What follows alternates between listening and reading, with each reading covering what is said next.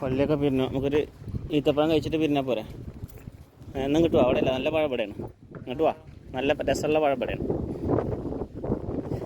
ഇതിലാണ് നല്ല ടേസ്റ്റുള്ള പഴം. ഞാൻ മരത്തുമ്മ കയറി. ഓ പിന്നെന്താ, നല്ല അടിപൊളി. പള്ളി പിരിഞ്ഞ അപ്പം തന്നെ ഒരു ഈത്തപ്പഴം തിന്നണം എന്നുള്ളത് ഇവിടെ നിർബന്ധമാണ്. ആ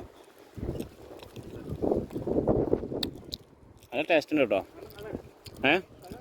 അടിപൊളിയാ, സൂപ്പർ പഴം, നല്ല രസമുണ്ട്. റഹ്മാനെ, റഹ്മാൻ നമുക്ക് വേണ്ടേ? നാസർക്ക വരും വരും വരും വേഗം വരും. നല്ല അടിപൊളി ഒരു ഈത്തപ്പഴം തരാം. എന്താ ടേസ്റ്റ് ഉണ്ടോ? സൂപ്പറാണ്, സൂപ്പറാണ്. അതിനുണ്ട് സാപ്പി, അത് സാപ്പി കൂടെ വാ. അല്ലല്ല, എൻ്റെ കൈ കൊണ്ട് നിങ്ങൾക്കൊക്കെ ഓരോ ഈത്തപ്പഴം വരും വരും. സാപ്പിക്ക് ഒരു ഈത്തപ്പഴം. എന്താ പറയുക, ഞാനെന്നിങ്ങനെ വെച്ച് ഞാൻ അളന്നുകൊണ്ട് കൊടുക്കലാണ്. ഞാൻ പിസുക്കത്തരല്ല, കൊടുക്കണേൽ എന്തില്ല.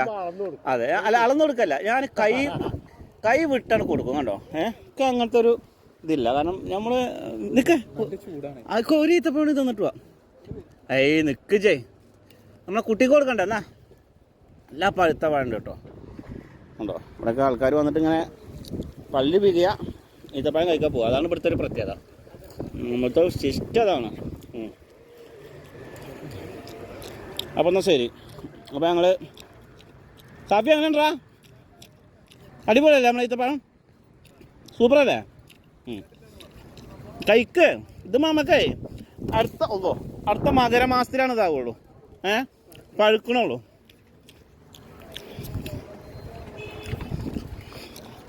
എന്നാ പോട്ടെ ചങ്ങായി, 48 ഡിഗ്രി ചൂടാണ്. നടക്ക് പെരയുടെ ഉള്ളിലേക്ക്. പള്ളിയിൽ നിന്ന് നമ്മൾ നേരെ റൂമിൻ്റെ ഉള്ളിൽ കയറുകയാണ്. അപ്പം അത്ര അടുത്താണ് നമ്മളെ പള്ളി റൂം. കണ്ടല്ലേ, ഇത് പള്ളി, ഇത് റൂം. ഓ എൻ്റെ അമ്മേ, ഒരു സമാധാനം. അല്ലാ.